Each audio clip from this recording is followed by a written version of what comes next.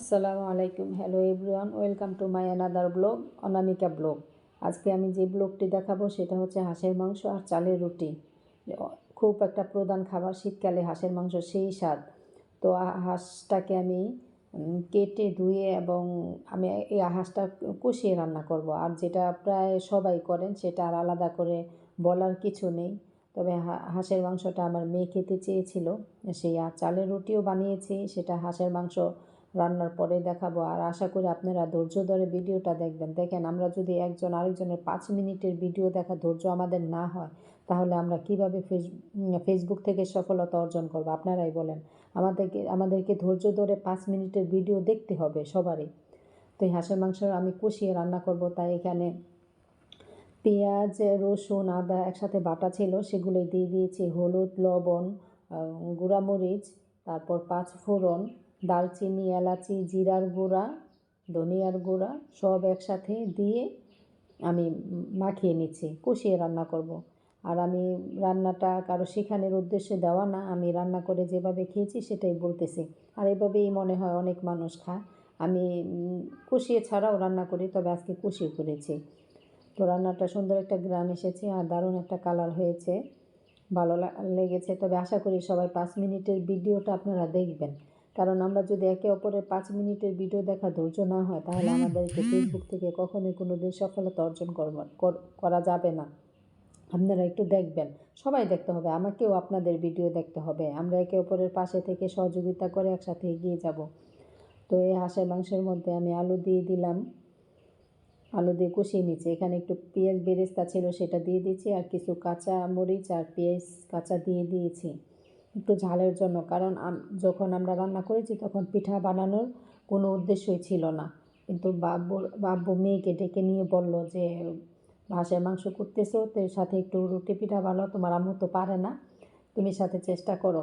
তো দেখলাম মেয়ে আমাকে এসে বলল সে খাবে, তো তাই এর জন্য একটু এখন আমরা কষিয়ে খেতে চেয়েছিলাম ভুনা করে, কিন্তু এখন সেটা হবে না, এখানে ঝোল দিয়ে খেতে হবে, কারণ রুটিটা ঝোল দিয়ে খাওয়া হয়।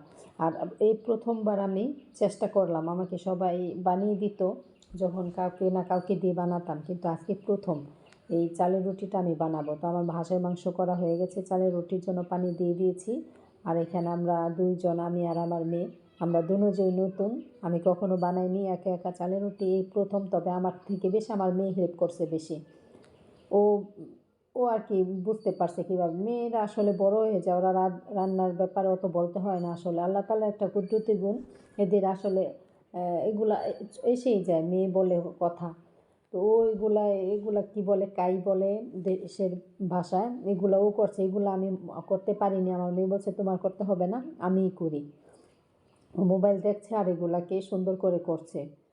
মেয়েটা কবে বড় হয়ে গেল বুঝতেই পারলাম না। সেই সবাই দোয়া করবেন আমার মেয়ের জন্য, কি সুন্দর করে করছে। বরিশালে এভাবেই করে, আপনাদের দেশে কিভাবে করেন একটা কমেন্ট করে জানাবেন। আমিও করেছি, তবে আমাকে দিয়েও এগুলা করায়নি, বলছে তুমি বেলো, আমি রুটি বানাতে পারি না, রুটি বানার মতো অনেক সময় লাগে আর কি, আর এগুলা করতে পারি না। আমি চালের রুটি কখনো বানাইনি, এই প্রথম। তাও আমার মেয়ে ওই অর্ধেকের বেশি ওইগুলা কাই করা, তারপরে গুলানো, এগুলো ওই করছে। তবে একটা কি বেশি নরম হয়ে গেছে, আর আমরা যখন সুতা দিয়ে কাটতেছিলাম বেশি পাতলা হয়ে গেছে, এর জন্য পরে দুটো করে একসাথে দিয়ে আমরা বানিয়েছি। আর প্রথমে যা বানিয়েছে তা দেখলে আপনারা হাসবেন, কিছু করার নেই, আমাদের প্রথমবার রুটি বানানো। রুটিগুলো দেখতে পাচ্ছেন, একটা ছোট হয়েছে আর কি পাতলা হয়েছে, ছোট ছোট হয়েছে আর কি। এই আপনাদের আসলে জীবনে প্রথমবার বানিয়েছি আমি, আমার মেয়ে, তারপরও ভালো। কারণ এই রুটি যারা বানায়, আমি বানাতে পারিনি, এর জন্য আমাকে দাওয়াত দিয়ে সবাই খাওয়ায়। এই দুটো মিলে একসাথে বানিয়েছি, যখন দেখছি এত ছোট ছোট আর পাতলা হয়। তো কেমন লাগছে আমার ভিডিওটা, একটা ব্লগটা কমেন্ট করে জানাবেন। আর এখন দেখেন মোটামুটি ভালো হয়েছে, বড় হয়েছে। আর মেয়ে কাটতেছে, আর একটা ছিল, আসলে আমরা একটু বেশি নিয়েছি, এতগুলা নেওয়াটা আমাদের ঠিক হয়নি, কিন্তু আমরা অনুমান তো নাই আমাদের। তাই তো আজকের মতো ব্লগটি এই পর্যন্তই, দেখা হবে কোনো ব্লগে। ততক্ষণ পর্যন্ত ভালো থাকবেন, সুস্থ থাকবেন, আমাদের জন্য দোয়া করবেন, আর সবাই পাশে থাকবেন, একে অপরের পাশে থেকে সহযোগিতা